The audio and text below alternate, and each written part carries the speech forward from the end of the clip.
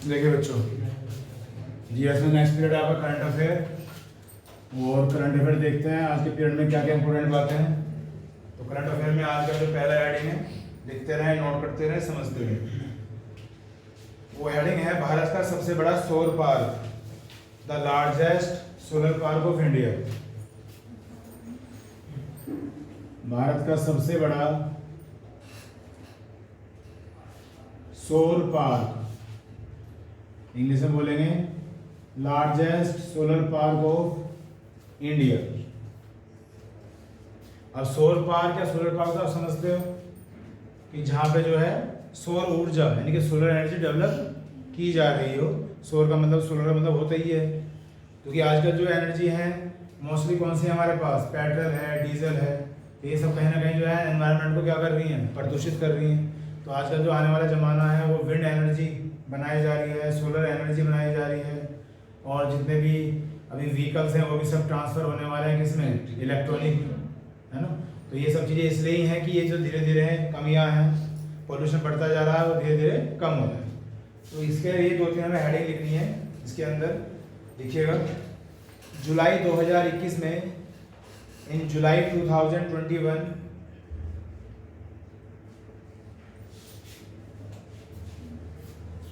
जुलाई 2021 में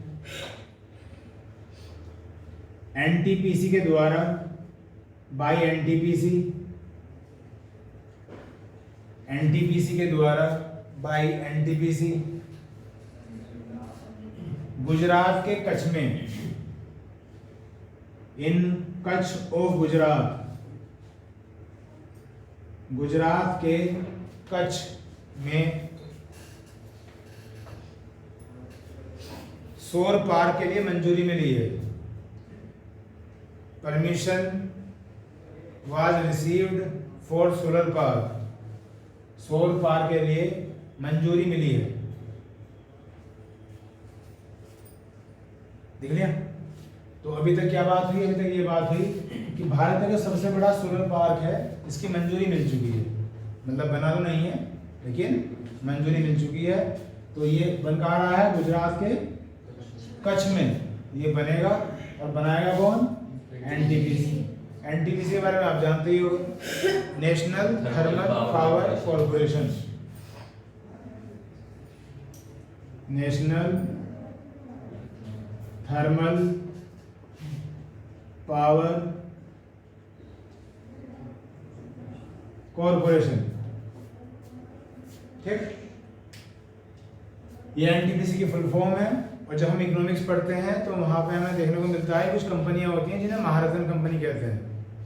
कुछ तो होती हैं नवरत्न, कुछ होती हैं मिनी रत्न, और कुछ होती हैं महारत्न।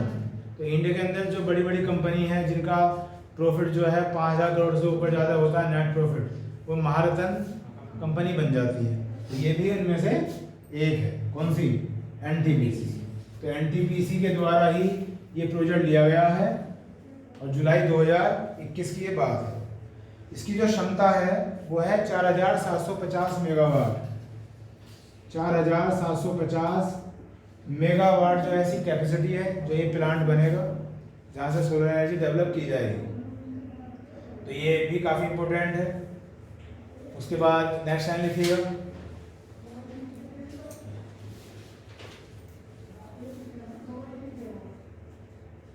एनटीपीसी और लद्दाख के बीच में, between NTPC and Ladakh, NTPC तथा लद्दाख के बीच में एक समझौता हुआ है। देयर वाज एन एग्रीमेंट, एक समझौता हुआ है, देयर वाज एन एग्रीमेंट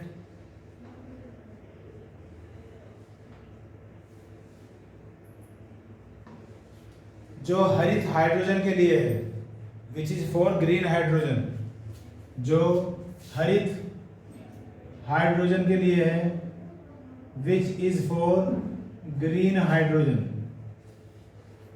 जो हरित हाइड्रोजन के लिए है, which is for green hydrogen. Next line, Andhra Pradesh में, इन आंध्र प्रदेश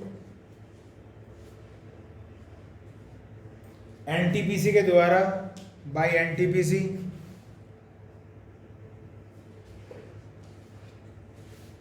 सबसे बड़ा तैरता हुआ सौर पार्क बनाया गया है, सौर पार्क बनाया गया है। The largest floating solar plant was found, सबसे बड़ा तैरता हुआ सौर पार्क बनाया गया है। इसकी क्षमता 10 मेगावाट है। इट्स कैपेसिटी इज 10 मेगावाट, इसकी क्षमता 10 मेगावाट है।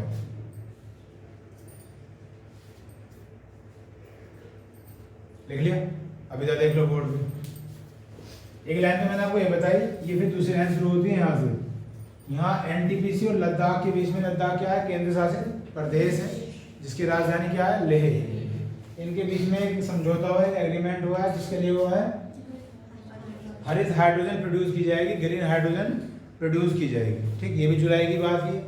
फिर तीसरी लाइन क्या आई है कि सबसे बड़ा तैरता हुआ, तैरते से मतलब क्या होता है? फ्लोटिंग, मतलब वो कांस्टेंट नहीं है, जमीन पर नहीं है, वो एक किसी जैसे नाव वगैरह होती है उसके ऊपर इस तरह से है। और ये सबसे बड़ा है इंडिया का। ये कहाँ बना है? आंध्र प्रदेश में। और आंध्र प्रदेश में भी कहाँ? विशाखापट्टनम में, विशाखापट्टनम में। और ये भी एनटीपीसी के द्वारा ही बनाया गया। तो इस हेडिंग में हमने 3 बात कवर कर ली।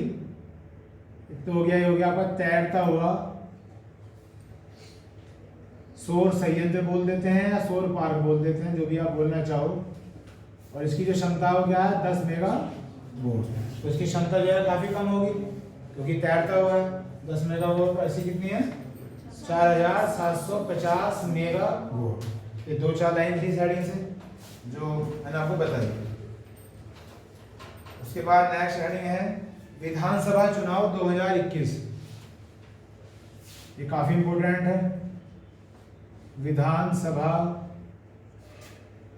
चुनाव 2021, इंग्लिश में बोलेंगे legislative assembly election 2021, legislative assembly election 2021। ये शॉर्ट फॉर्म में लिख दिया मैंने, लेजिस्लेटिव असेंबली इलेक्शन। तो विधानसभा आप समझते हो कि प्रत्येक राज्य में एक विधानसभा होती है। अगर 28 राज्य हैं भारत में तो 28 ही विधानसभाएं हैं, उनके लिए इलेक्शन होते रहते हैं। किसके लिए? मुख्यमंत्री के, कि कौन मुख्यमंत्री होगा, कौन चीफ मिनिस्टर होगा, जो पहले से है उसी की सरकार बनेगी या कोई नया सीएम आएगा उस राज्य में। तो हाल फिलहाल में 2021 में बात है अप्रैल और मई की, अप्रैल और मई की। हालांकि डेट वगैरह कोई इंपोर्टेंट नहीं है, इंपोर्टेंट तो ये है जो क्वेश्चन यहाँ से आ सकता है, कौन कौन से राज्यों में तो चुनाव हुए हैं, उनकी राज्यों में जो चुनाव की विधानसभा में कुल कितनी सीटें हैं, और किस पार्टी को, जो मेजर पार्टी है, कितनी कितनी सीट मिली हैं, और वो इलेक्शन जीतने के बाद कौन वहाँ पे सीएम बना है। ये 3-4 बात है जो आने वाली है। ये तो मैं अपने पास से थोड़ा सा बता रहा हूँ कि ये बात है कब की? अप्रैल मई 2021 की बात हो रही है। तो ये कुल 5 स्थानों पर चुनाव हुए थे, जिनमें से 4 तो राज्य थे और एक था केंद्र शासित प्रदेश। आप जैसे मैं लिख रहा हूँ ऐसे लिखते रहे। 4 तो थे स्टेट्स और एक था 1 था यूटी, केंद्र शासित प्रदेश, यूनियन टेरिटरी।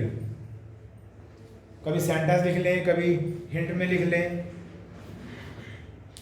जैसे बोला जा रहा है वैसे लिखते रहो, समझते रहो। तो बच्चों 2021 में जो विधानसभा चुनाव हुए हैं वो 5 जगह हुए हैं, जिनमें से 4 तो हैं राज्य और एक है केंद्र शासित प्रदेश। अब ये 4 राज्य हैं, इनमें से एक तो है पश्चिम बंगाल, वेस्ट बंगाल, एक है असम, जिसे पहले असम कहते थे, अब इसे क्या कहते हैं? असम कहते हैं। एक है तमिलनाडु, तमिलनाडु, एक है केरला, केरल। ठीक, तो ये जो 4 हैं ये क्या हो गए? राज्य। और एक बच गया केंद्र शासित प्रदेश, वो है पुदुचेरी, वो है पुदुचेरी।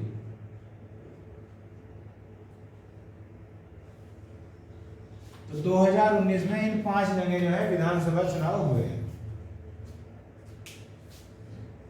और इसमें हेड डाल दीजिए पश्चिम बंगाल, वेस्ट बंगाल, WB डाल दिया मैंने, वेस्ट बंगाल, पश्चिम बंगाल। अब इसमें जो कुछ मुख्य बात है पहले वो लिख लो, लिखिएगा। ये चुनाव 8 चरणों में हुए। These elections were performed in 8 phases, 8 चरणों में हुए।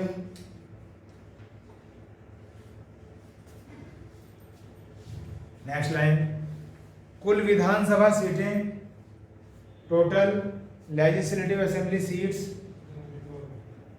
कुल विधानसभा सीटें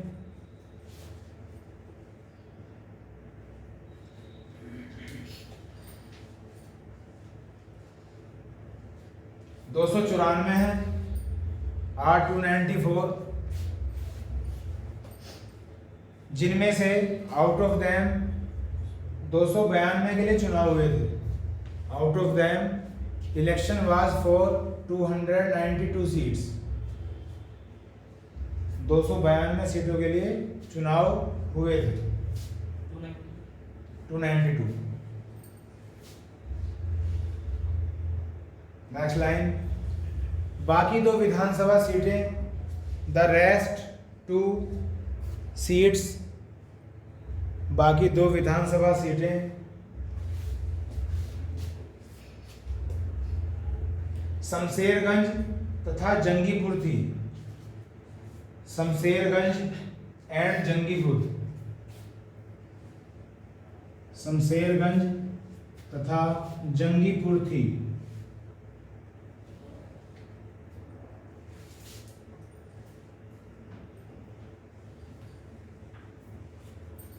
नेक्स्ट लाइन इसी अड़े में, सबसे ज्यादा सीटें, द मोस्ट सीट्स टीएमसी ने जीती, वॉन बाय टीएमसी, टीएमसी के द्वारा जीती गई। ब्रैकेट में 213, 213,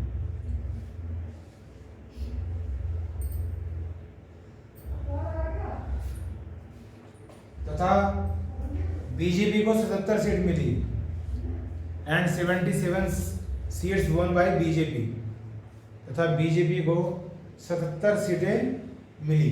ये सभी आंकड़े ध्यान से सुन लेना, अभी लिखवाने हैं, कहीं फिर दे क्या बोलो। 77 सीटें बीजेपी को मिली। नेक्स्ट लाइन इसी हेडिंग में, टीएमसी का मत प्रतिशत, voting percentage of TMC, TMC का मत प्रतिशत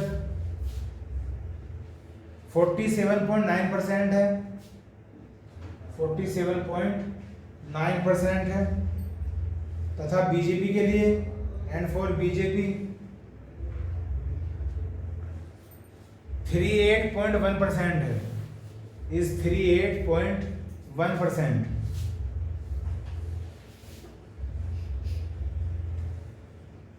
नेक्स्ट लाइन, ममता बनर्जी तीसरी बार मुख्यमंत्री बनी है।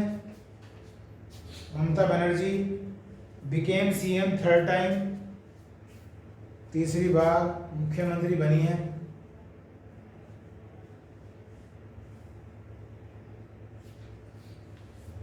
लेकिन बट नंदीग्राम सीट से हार गई थी, but was defeated at Nandigram seat, Nandigram seat से हार गई थी।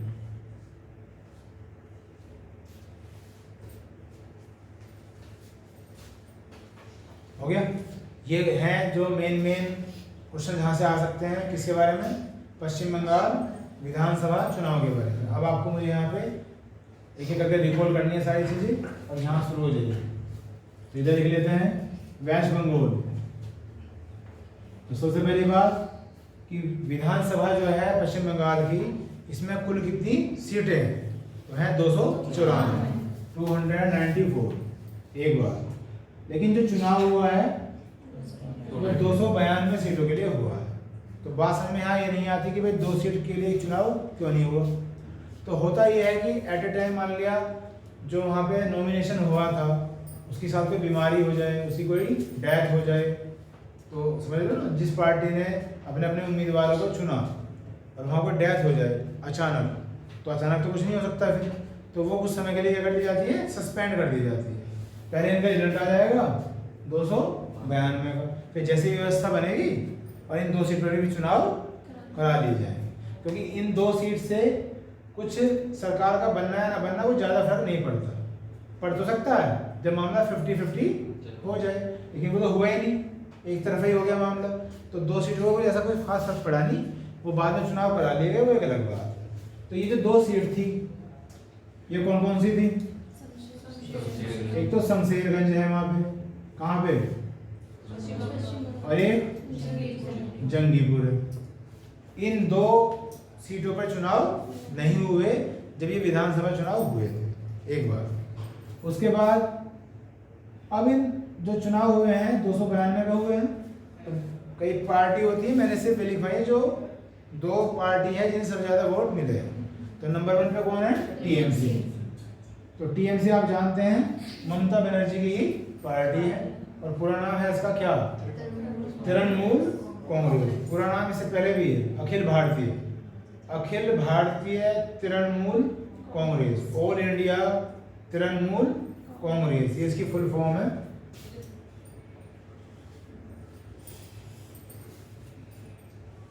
बाकी मैं टीएमसी लिख रखा था, तृणमूल कांग्रेस मैंने लिख दिया है, जो इसी पार्टी की फुल फॉर्म है। और ये पार्टी जीती, और कितनी सीटें जीती? 213। और आप जानते हो कि लगभग 50% चाहिए होती हैं सीटें किसके लिए? बहुमत के लिए, सरकार बनाने के लिए। तो अगर मैं 294 का आधा कर दूं कितना बैठेगा? लगभग 2 से भाग दे दो, 100। तो अगर इतनी भी सीट मिल जाती तो भी सरकार बन जाती किसकी? टीएमसी। लेकिन इन्हें कितनी मिली? जो बहुमत से बहुत ज्यादा है, तो कोई ऑब्जेक्शन हो ही नहीं सकता। ठीक, तो 213 तो जीत ली किसने? टीएमसी ने। दूसरे नंबर पे कौन है? बीजेपी है। और बीजेपी को कितनी मिली? 77 में। ये बीजेपी का सबसे बेस्ट रिकॉर्ड रहा है अब तक का, क्योंकि अब तक उन्हें जो सीट मिलती थी बीजेपी को, सिर्फ वहाँ पे 2, 3 या 4 ही सीट मिला करती थी। कहाँ पे? पश्चिम बंगाल में, जो आंकड़ा इस बार कहाँ पहुँच गया? 77 में पहुँच गया।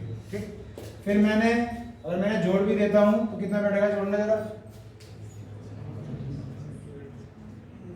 290 बैठता होगा, 290। और 2 सीट अभी और है, वो मैंने लिखवाई नहीं है, एक सीट और भी पार्टी को मिली, तो मैंने 2 मेजर पार्टी लिखवाई है बस ये। अब यहाँ लिखवाई है परसेंटेज कि टीएमसी की जो है वोटिंग परसेंटेज कितनी रही है? 47.9 या 49.7? 47.9 बोल रहे, 47.9%। और बीजेपी का वोटिंग परसेंटेज कितना है? 38.1। अब वोटिंग परसेंटेज समझते हो? फर्स्ट सेकंड नंबर पे कोई भी रहा हो, जितनी भी वोटिंग हुई उसमें से कितना हिस्सा किस पार्टी को मिला, तो जितनी भी वोटिंग हुई उसका लगभग 47.9 में क्या हो गया? 48% ही हो गया, 0.1 तो कम है, तो लगभग 48% तो किसे मिला? टीएमसी को। और इसमें से अगर मैं ये घटा दूं तो लगभग कितना रह जाएगा? 38। तो वोटिंग परसेंटेज के हिसाब से भी बीजेपी को बहुत ज्यादा मिला है। ठीक है, ये इतनी परसेंटेज पे तो सरकार बन जाती है, लेकिन बन तो नहीं पाई, लेकिन मुकाबला सिर्फ 2 सीटों के बीच में रहा, 2 पार्टियों के बीच में, टीएमसी एंड बीजेपी। जो बाकी 2 पार्टी हैं, अगर मान लिया उन्हें एक नाम मिलकर कुछ बढ़ के मिल जाती 20-20, 30-30, तो इतनी वोटिंग पे तो सरकार भी बन जाती है। ठीक, और ममता बनर्जी फिर मुख्यमंत्री चुन ली गई, कौन सी बार? तीसरी बार ही मुख्यमंत्री बनी। अगला डालिए तमिलनाडु।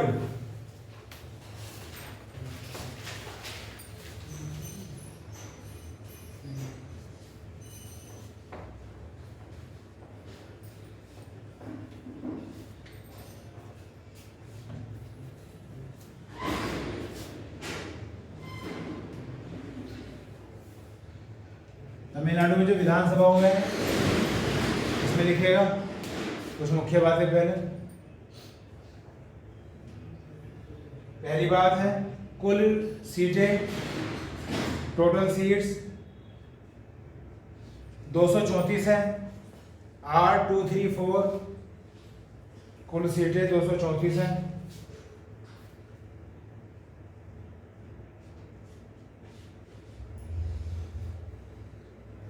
नेक्स्ट लाइन, सबसे ज्यादा वोट, सबसे ज्यादा सीट कह लो, सबसे ज्यादा सीट, द मोस्ट सीट्स,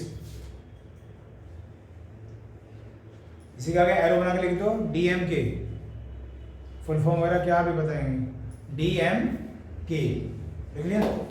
और उसी के आगे एरो बना के लिख दो DMK के आगे 133, 133, फिर इसी के आगे ब्रैकेट में 37.7%, 37.7%। नेक्स्ट लाइन, दूसरे स्थान पर eight second position AIDMK,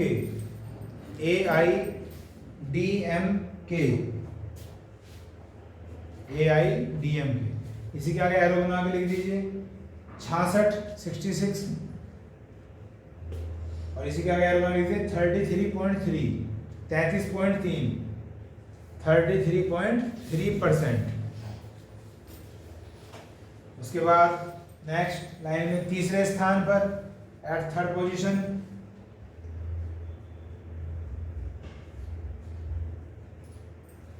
INC,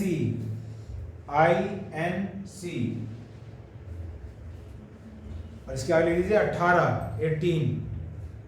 next line, BJP, next line में बीजेपी, और इसका आगे बनाने तो 4। नेक्स्ट लाइन, DMK के नेता, लीडर ऑफ DMK के नेता, लीडर ऑफ DMK, स्टोलिन को मुख्यमंत्री बनाया गया। Stalin, STOLIN, Stalin was chosen as chief minister, को मुख्यमंत्री बनाया गया। नेक्स्ट लाइन, पिछले 10 सालों से, फॉर लास्ट 10 years, पिछले 10 सालों से मुख्यमंत्री CM AIDMK का था। CM बिलोंग टू AIDMK का था। लिख लिया? बस ये इन्फॉर्मेशन है, मैं फिर बता रहा हूँ, लिखनी बहुत आसान है ये। जब ये क्वेश्चन वहां से आएगा ना एग्जाम से, ढूंढते रह जाओगे सीट कितनी थी, तो थोड़ा सा माइंड खोल लो, और खोल के तो सुनो ध्यान से क्या हो रहा है क्या नहीं हो रहा। तमिलनाडु, ये मैं अभी फिर पूछूंगा भी सारे, नींद से बाहर आ जाओ। तमिलनाडु में टोटल सीट कितनी है? 234। बहुत ही सिंपल आंकड़ा है, 2 3 4, काउंटिंग चल रही है लगातार। 234 टोटल सीट है। और पश्चिम बंगाल में कितनी थी? 294। तो कंपेरिजन कर लो, कुछ मिल रही है सिमिलरिटी? 60 ज्यादा है, 2 भी ऐसे ही, 4 भी ऐसे ही, तो यहाँ 3 है और यहाँ 9 है। जैसे मैं कह रहा हूँ 60 ज्यादा है, तो सिमिलरिटी करते रहो साथ साथ। 294 और ये कितनी है? 234, जो हमने काउंटिंग भी पढ़ ली, 2 3 4। क्योंकि मैं हमेशा कहता हूँ कि पढ़ना तो बहुत आसान है, याद रखना आसान नहीं है। तो अभी फिलहाल हम याद भी रखेंगे ना। चलिए जी, ये बात हो गई। चुनाव वगैरह कौन सी डेट को हुए, रिजल्ट कब आया, उसकी चर्चा नहीं करते ना, वो क्वेश्चन आने का। बात तो वही है पार्टी। यहाँ भी बहुत सारी पार्टी है, और मैंने आपको लिखवाई है 1 2 3 4 पार्टी लिखवाई होंगी शायद, है ना। तो नंबर 1 पे जो है पार्टी रही है, वो रही है DMK। अब बात हो रही है तमिलनाडु की, यानी कि साउथ इंडिया की। तो ये जो पार्टी है, आप बताओ किसको पता हो फुल फॉर्म? ये तो साउथ इंडियन बढ़ाएंगे ना, इसे तो पूछिए। ये मतलब इंग्लिश में नहीं है, जो साउथ इंडियन लैंग्वेज है उसमें वर्ड है ना ये, तो यह है द्रविड़ मुनेत्र कड़गम, द्रविड़ मुनेत्र कड़गम। हिंदी में लिख लो, इंग्लिश में लिख लो, ये ऐसे लिखा जाएगा। और ये है इसकी फुल फॉर्म डीएमके की। साउथ इंडिया की बात हो रही है, किसकी? तमिलनाडु की। तो फुल फॉर्म आप इसे रट लें जैसे कि आपको अच्छा लगे। ठीक है जी। तो जब कभी डीएमके पार्टी की बात हो तो पूछ जाना कहाँ पे? तमिलनाडु में।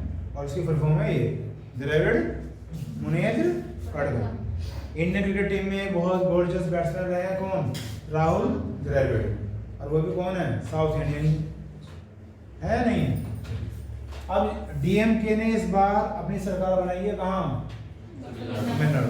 तो ऑब्वियसली इन्हें सबसे ज्यादा सीट मिली होंगी। कितनी मिली है? 133, 133, 133 सीट मिली। अगर मैं इसमें से 100 घटा दूं तो कितनी बैठेंगी? 134। और लिखा क्या गया है? 133। कितनी सीटें अकेले को मिल गई हैं? दूसरे नंबर पे है AIDMK। तो इसकी फुल फॉर्म भी यही है बस, ऑल इंडिया द्रविड़ मुनेत्र कड़गम। ये दूसरी पार्टी बन गई AIDMK। ठीक है। और इन्हें कितनी मिली है बच्चों? फिलिंग बन गया। अभी यहाँ पे बीजेपी को कितनी मिली थी? देखो आंकड़े सही नहीं बैठ रहे। 7766। ये यहाँ पे नंबर 2 पे है, ये यहाँ पे नंबर 2 पे। तो कोई ना कोई लिंक बनाते रहे तो ठीक। अब तीसरे नंबर पे कौन सी आई? INC का मतलब आप जानते ही होंगे, इंडियन नेशनल कांग्रेस, जिसे हम कांग्रेस कहते हैं। राजीव गांधी, सोनिया गांधी, है ना, जय कांग्रेस है। इसका पूरा नाम क्या है? Indian national Congress. हिंदी में क्या बोलना चाहिए? भारतीय राष्ट्रीय कांग्रेस, जिसे हम कांग्रेस से संबोधित कर देते हैं। इन्होंने कितनी सीटें जीती? 18। ये नंबर 3 पे रही। साउथ इंडिया में इनका दबदबा है। उसके बाद नंबर 4 पे तो कोई और पार्टी थी, वो मैंने छोड़ दी। नंबर 5 पर क्वेश्चन मिली है किसे? बीजेपी।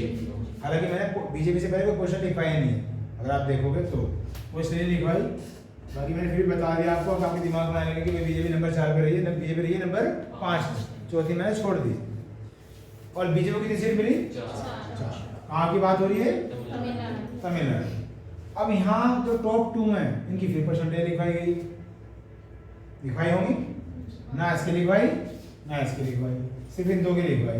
तो डीएमके की वोटिंग परसेंटेज कितनी है? 37.7%। अभी फिर याद करेंगे। और AIDMK की 33.3%। अब जरा फिर यहीं आते हैं वेस्ट बंगाल में। सबसे बड़ी पार्टी जो रही थी TMC रही थी। अगर मैं आपसे पूछ बैठूंगा TMC को वोटिंग परसेंटेज कितनी थी, तो मैंने कुछ कहा था, किसी के लगभग कहा था। एग्जैक्ट कितना था? एग्जैक्ट था 47.9। तो मैंने क्या कह दिया था? ये 48। ठीक। और ये कितना था? 38.1। मैंने क्या कह दिया था? 38। तो सीधा 10 का अंतर आ रहा। तो दिमाग में रखो कि भाई 48% तो एक था, और उसमें से मैं 10 घटा दूं तो 38% था, 10 का गैप था।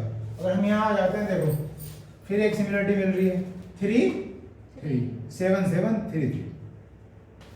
दोनों 3 से शुरू, दोनों डिजिट 7 7 और नीचे फिर दोनों डिजिट 3 3। तो 37.7 तो ऊपर और 3.3 नीचे। ठीक। अब पार्टी कौन सी जीती? डीएमके। तो जो इनका लीडर चुना गया उसका नाम है स्टोलिन, और इन्हें क्या बना दिया गया? CM बना दिया गया। कहाँ का? तमिलनाडु का। ठीक। इससे पहले 10 साल तक, 10 साल का मतलब 5 साल में एक बार चुनाव होते हैं विधानसभा के, यानी कि इससे पहले जो 2 बार CM बने थे वो किस पार्टी के थे? AIDMK के। इस बार ऐसा हुआ है कि 10 सालों बाद ये पार्टी हार गई, यानी दूसरे नंबर पे आ गई, और ये जीत गई। और इसका नेता क्या बन गया?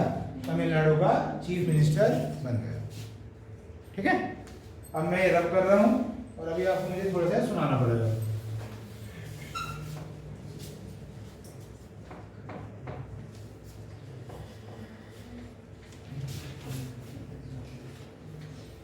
पहले संजीव का नंबर है, संजीव जो पूछो उसने ही जवाब देना, ना कम ना ज्यादा। पहला क्वेश्चन, पश्चिम बंगाल में कुल कितनी विधानसभा सीटें हैं? 294। क्वेश्चन नंबर 2, टीएमसी का वोटिंग परसेंटेज कितना है? 47.9। क्वेश्चन नंबर 3, बीजेपी का वोटिंग परसेंटेज कितना रहा है पश्चिम बंगाल में? 38.1%। टीएमसी वहां जीत गई है, तो टीएमसी को कुल कितनी सीटें मिली थी? 213। जबकि बीजेपी को कितनी मिली थी? 77। सारा सही आपके जवाब आए। अब नंबर आता है उज्ज्वल का। बताओ भाई, तमिलनाडु की विधानसभा में कुल कितनी सीटें हैं? 234। जो पार्टी वहां इस बार जीती है उसका नाम क्या है? डीएमके। डीएमके की फुल फॉर्म क्या है? कड़गम। और इस डीएमके को कुल कितनी सीटें मिली हैं? 234 में से 100 कम करो, 134, और एक कम मोड़ था 133। इस डीएमके को वोटिंग परसेंटेज कितनी मिली है? 3 से स्टार्ट होना था, 37.7। दूसरे नंबर पे जो एआईडीएमके रही है उसकी वोटिंग परसेंटेज कितनी थी तमिलनाडु में? उसे बोलने तो उज्ज्वल को सभी का नंबर आएगा। 33.3% पे रही है। बीजेपी को कितनी सीट मिली है तमिलनाडु में? बीजेपी को 4 मिली है, और कांग्रेस को 18 मिली है। और जो वहां सीएम बने उनका नाम क्या है? स्टैलिन। ठीक, और ये कौन सी पार्टी के हैं? डीएमके। चलिए आगे लिखिएगा। अगला हेडिंग है केरल, केरला।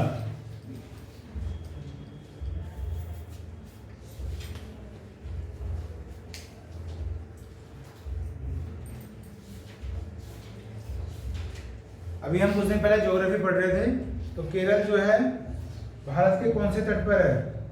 पश्चिमी तट पर या पूर्वी तट पर? पश्चिमी पर। तो जिस हिस्से में केरल स्थित है उस तट को या उस कोस्टल एरिया को क्या कहते हैं? मालाबार।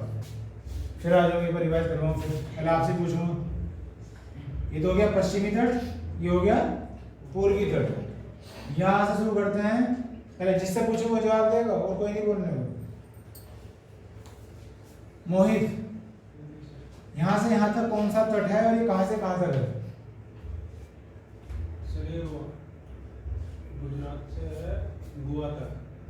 नाम बताओ। कोरोमंडल।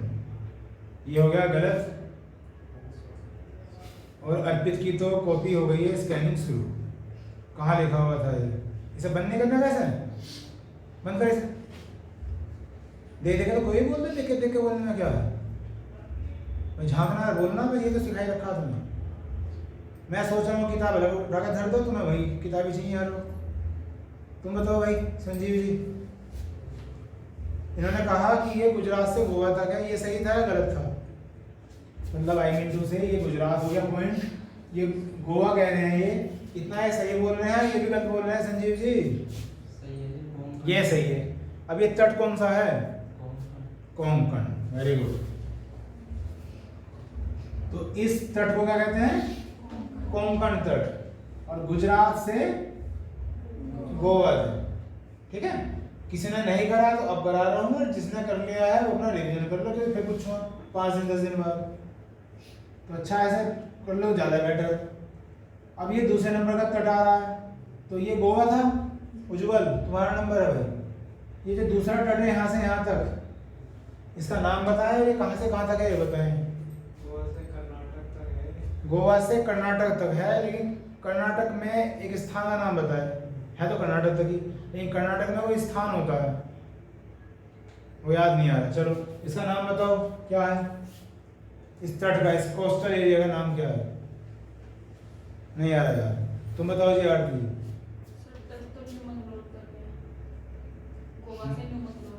मंगलूर।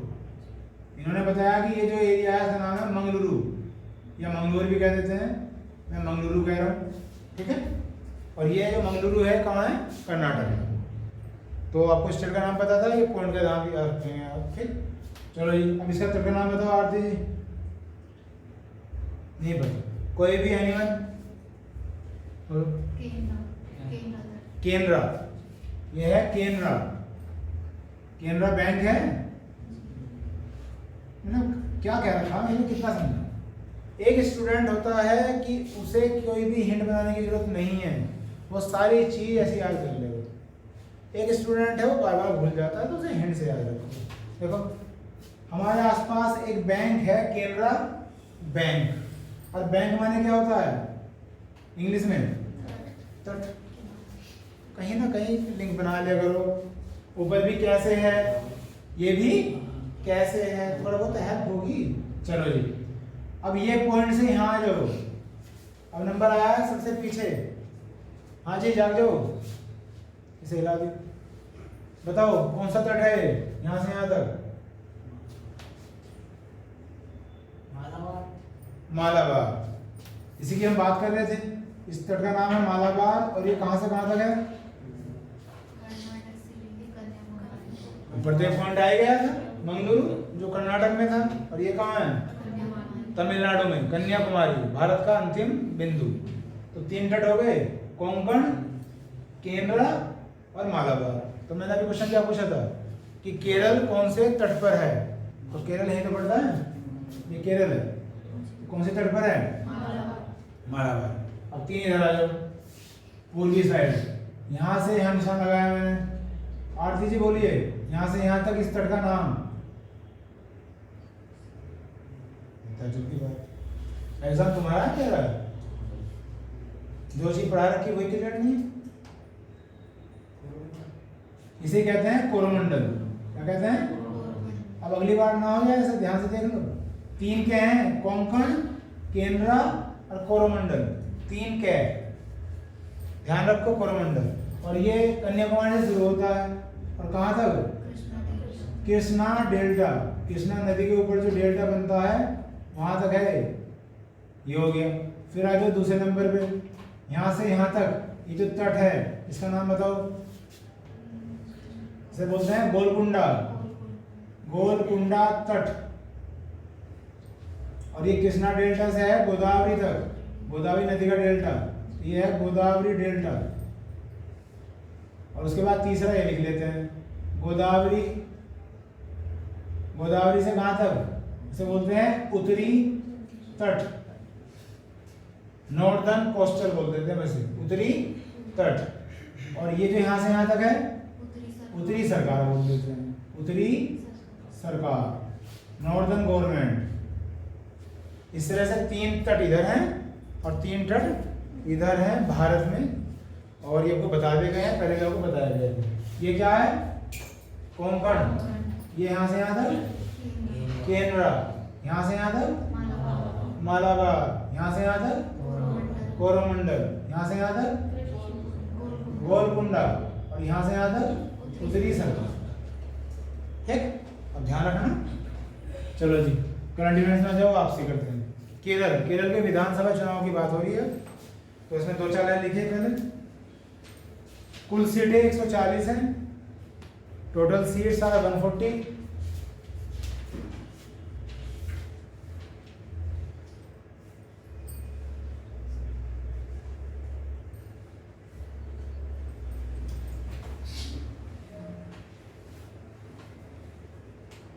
नेक्स्ट लाइन में पहले स्थान पर at first position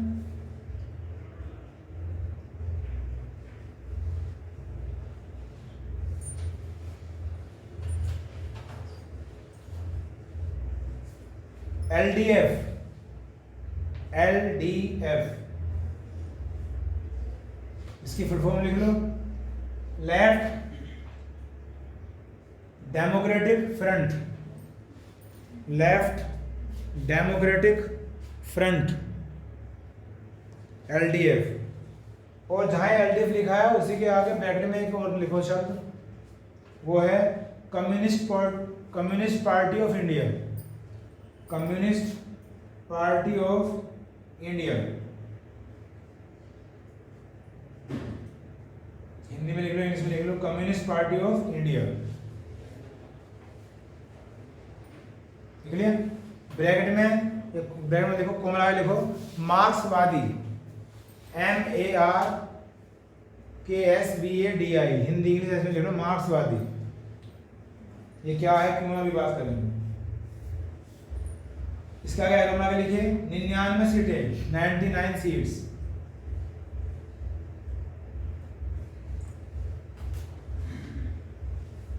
next line, Kerala के मुख्यमंत्री, CM ऑफ केरला, केरल के मुख्यमंत्री पिनरई विजयन बने, PINRAI, पिनरई विजयन, VIJAYAN, पिनरई विजयन, देख लिया, पिनरई विजयन बने। नेक्स्ट लाइन,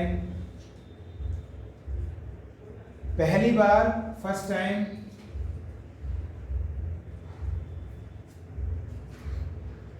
एक ही मुख्यमंत्री लगातार दूसरी बार, आज chief minister continuously second time,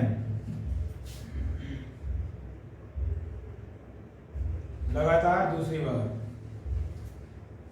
next line, INC,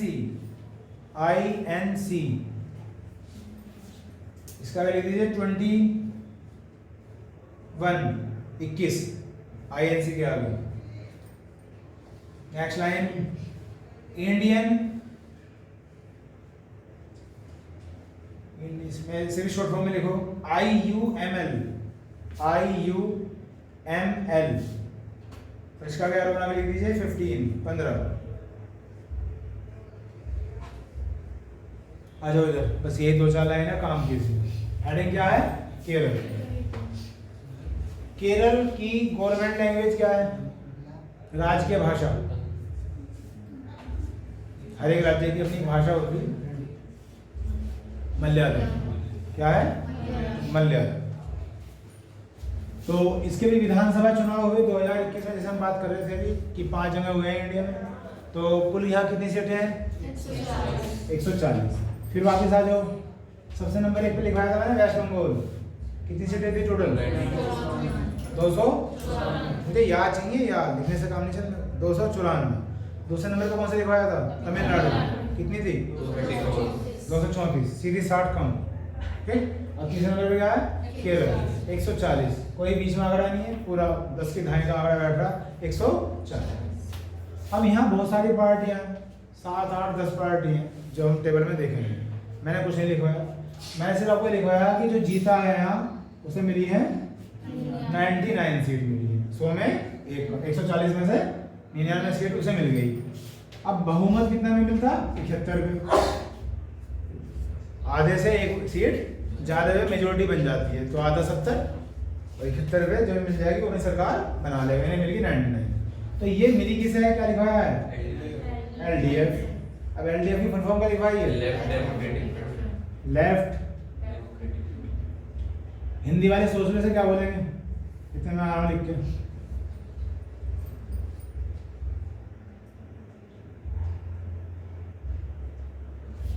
सोच लिया होगा, बताओ, ट्रांसलेट कर लो, हिंदी में बताओ क्या बोलेंगे ऐसे।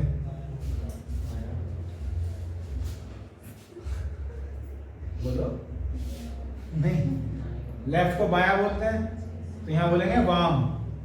क्या बोलेंगे, वाम है, मतलब वही। ये लेफ्ट आपको वहां भी सुनने को मिलता है, पश्चिम बंगाल में भी। ठीक, वाम। डेमोक्रेटिक हिंदी में क्या बोलते हैं, प्रजातंत्रीय। क्या बोलते हैं, तो वाम प्रजातंत्रीय मोर्चा। फ्रंट को क्या बोलेंगे, मोर्चा, मतलब पार्टी के लिए मोर्चा। ठीक, चलिए, तो एलडीएफ की फुल फॉर्म ये हो गई। अब जैसे मैं एलडीएफ लिखवा रहा था, इसके आगे मैंने फिर एक पार्टी लिखवाई थी, communist Party of India. Short form में लिख रहा हूं मैं, communist Party of India, CPI। बड़े बड़े नाम होते हैं ना, तो शॉर्ट फॉर्म में चलते हैं। न्यूज एंकर भी शॉर्ट फॉर्म में बोलते हैं, तो बोलेगा CPI। तो बात समझो कि बात किसकी हो रही है, किस कहाँ की बात हो रही है। मैं ये नहीं कह रहा कि पार्टी एक ही राज्य में होती है, लेकिन इमेज तो हो जानी चाहिए ना कि भाई हाँ CPI तो कहाँ है, केरला में। ये तो एक शार्प स्टूडेंट का लक्षण है। पूरा नाम क्या है, कम्युनिस्ट पार्टी ऑफ इंडिया। अब होता क्या है कि मान लीजिए किसी भी राज्य में एक पार्टी की शुरुआत होती है, फिर उस पार्टी में वाद विवाद हो जाता है, तो उसके कुछ नेता फिर अलग पार्टी बना लेते हैं, ऐसा होता ही रहता है। तो यहाँ पे भी मैंने क्या लिखवाया, फिर आगे मार्क्सवादी लिखवाया होगा। तो एक पार्टी तो केरल में मिलेगी सीपीआई के नाम से, और एक मिलेगी सीपीआई मार्क्सवादी के नाम से, ठीक है। तो इसलिए मैंने लिखवाया था क्या, मार्क्सवादी। ये वर्ड ऐड कर दिए जाते हैं कि विचारधाराएं होती हैं। इसे समझाने लग जाऊंगा तो फिर मैं अपनी लाइन से हट जाऊंगा, मैं इसे समझा नहीं रहा, पार्टी का नाम याद करूँ, सीपीआई मार्क्सवादी। तो ऐसी ऐसी बहुत सारी पार्टियां हैं जिनमें मेन ये है, जिनमें उनका गठबंधन है। क्या है गठबंधन, बात समझ में आ रही है, गठबंधन समझ रहे हो ना। जैसे सेंटर में इंडिया में आज बीजेपी की गवर्नमेंट है, लेकिन बीजेपी अकेली पार्टी नहीं है, उनका भी एक अलायंस है। तो उस अलायंस को क्या कहते हैं, एनडीए। अब याद नहीं आया तो एनडीए के तो आप तैयारी करते हो, एनडीए सीडीएस, तो हिंट बना लेंगे सबके। एनडीए जिस एग्जाम की आप तैयारी करते हो जिसकी शॉर्ट फॉर्म एनडीए है, उसकी फुल फॉर्म क्या है, नेशनल डिफेंस एकेडमी, है ना, जिसकी स्टूडेंट तैयारी करते हैं। अब बीजेपी के जो गठबंधन है वो कई पार्टियों से है, उस पूरे गठबंधन को बोलते हैं क्या, एनडीए। अब इसकी फुल फॉर्म क्या होनी चाहिए, एन से तो एक ही बन सकता है, नेशनल, डी से भी बना ही था, डेमोक्रेटिक, और ए से मैं भी भूल ही रहा था, इंग्लिश में ही पढ़ाया था अभी, अलायंस। अभी इंग्लिश की मैं नहीं पढ़ रहे थे कलेक्टिव नाउन, तो अलायंस किसका कलेक्टिव नाउन था, स्टेट्स का।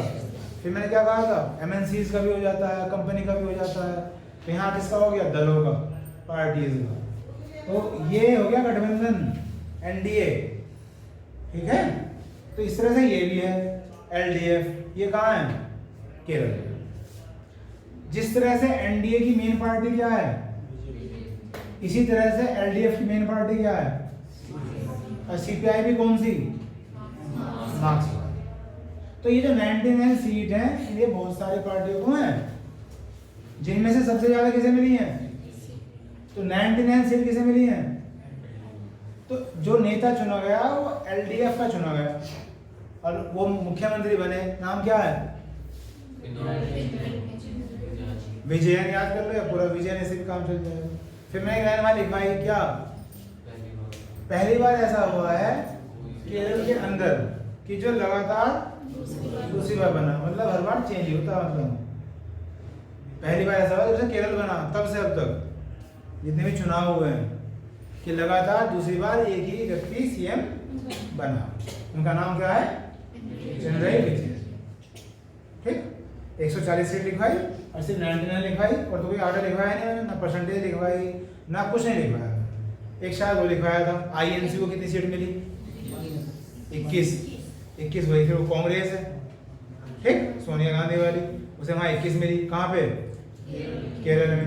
और जो सोनिया गांधी जी के पुत्र हैं कौन, राहुल गांधी, वो वहाँ से कौन है, सांसद कहना चाहिए, मतलब बताओ, सांसद है या विधायक, जब केरल की बात हो रही है तो विधायक कहना चाहिए, सांसद वाला तो क्या हो गया, वो पार्लियामेंट में बैठे नहीं, तो सांसद है या विधायक, कोई केरल से जीते थे ना केवल, तो विधायक हुए ना वहाँ के। तो सुना होगा आपने, जब इलेक्शन हुए थे उन्होंने 2 जगह से पर्चा भरा था, हाँ, और एक भरा था कहाँ से, अमेठी से, जहाँ से स्मृति ईरानी जीती है ना, तो उन्होंने 2 जगह से भरा था, तो वहाँ से तो वो हार गए थे और वहाँ से वो जीत गए थे। तो वहाँ उनकी पार्टी को आने के आईएनसी को कितनी मिली, 21 सीट। और भी लिखवाया हुआ आंकड़ा, IUML, याद करके सोच के इसकी फुल फॉर्म बताने की कोशिश करो। अगर ना मिले तो इतिहास में पहुंच जाओ, हिस्ट्री में, मतलब पूरा नाम ही लिखा हुआ था, जानबूझ के ऐसे क्वेश्चन क्रिएट करता हूँ ताकि दिमाग को झटके से लगे। पूरा नाम ही लिखा रहा था मैं, फिर मैं शॉर्ट फॉर्म ही लिखो। मैंने कहा फुल फॉर्म ना मिले तो हिस्ट्री में पहुंच जाओ। हाँ, ये तो हो गया मुस्लिम लीग, इंडियन यूनियन मुस्लिम लीग। अब हिस्ट्री के थोड़े से दर्शन कर लेते हैं। मुस्लिम लीग आ गया क्योंकि इतिहास में आपने पढ़ा होगा मुस्लिम लीग की स्थापना कब हुई थी, कौन से सन में, मुझे याद आ रहा था बताओ। 1906। Very good. 1906 में मुस्लिम लीग की स्थापना हुई थी। जब हम पढ़ेंगे या आपने पढ़ा होगा, दो अली बंधु थे, दो अली करके थे, उनके सर ने, तो उन्होंने मुस्लिम लीग बनाई थी 1906 में। और पाकिस्तान की जो मांग की गई थी कि पाकिस्तान एक अलग देश होना चाहिए, सबसे पहले मुस्लिम लीग ने ही मांग की थी। तो कौन से अधिवेशन में, मतलब वो अधिवेशन यानी कि मीटिंग कहाँ हुई थी, कौन से सन में? लाहौर अधिवेशन 1940। वेरी गुड, बहुत बढ़िया। 1940 में ये अधिवेशन हुआ था लाहौर में। अधिवेशन तो समझते हो, मीटिंग। तो वहां पे अधिवेशन हुआ था 1940 में। सबसे पहले इसने डिमांड किया था, किसने? मुस्लिम लीग ने, कि पाकिस्तान हमें अलग चाहिए, सबसे पहले जो था। ठीक, तो ये मुस्लिम लीग है जो अभी भी कहाँ पे है, केरल में चल रही है। नाम थोड़ा सा चेंज हो गया है, इंडियन यूनियन मुस्लिम लीग। तो उसे कितनी सीटें मिली है वहां? 15 सीट मिली। तो ये हो गए भाई केरल। आसान में आ गई। बस इस पीरियड का समय तो हो चुका है। बाकी एक बार फटाफट रिवाइज कर लो। जो मैं पूछूं जल्दी बताओ फटाफट करके। पश्चिम बंगाल में total seat, very good. Tamil Nadu में 234, केरल में 140। जो पश्चिम बंगाल में कुल सीटें जीती थी टीएमसी ने सबसे ज्यादा, कितनी जीती थी? 213। वहाँ जो दूसरे नंबर पर तमिलनाडु में कौन जीता था, कौन सी पार्टी जीती तमिलनाडु में? डीएमके। टोटल सीट 60 कम, ठीक, 133। और तीसरा नंबर पे क्या है? केरल। तो यहाँ किसने जीती है सबसे ज्यादा? 99। किसने? एलडीएफ की मेन पार्टी कौन है? सीपीआई। आगे क्या लिखोगे? मार्क्सवादी। वहाँ मार्क्सवादी लिखा नहीं आता, एम लिखा जाता है बस। क्या बोलेंगे? सीपीआईएम। क्या बोलेंगे? सीपीआईएम। एक सीपीआई होगी, एक सीपीआई एम हो गई। Okay.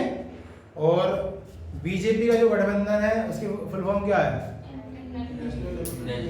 National democratic alliance, short form में एनडीए। ठीक, चलिए जी। और ये जो चुनाव हुए थे भारत में 5 जगह, 4 राज्य और एक केंद्र शासित प्रदेश जिसमें भी रह रहा है मैटर, ये लगभग कौन से महीनों में हुए थे? अप्रैल और मई में। जो पश्चिम बंगाल की मुख्यमंत्री हैं ममता बनर्जी, वो खुद किसी सीट पे लड़ी थी और उस पर हार गई थी, नंदीग्राम। हालांकि वो सीएम है, लेकिन वहाँ बीजेपी का आदमी जीत गया था। बीजेपी के वही थे जो टीएमसी को छोड़ के बीजेपी में आ गए थे, शुभेंदु अधिकारी। तो वहाँ खुद हार गई थी, हालांकि सरकार बनाने में कामयाब रही। ठीक, चलिए बस आज पीरियड में इतना ही, ऐसे अच्छी तरह से कर लेना।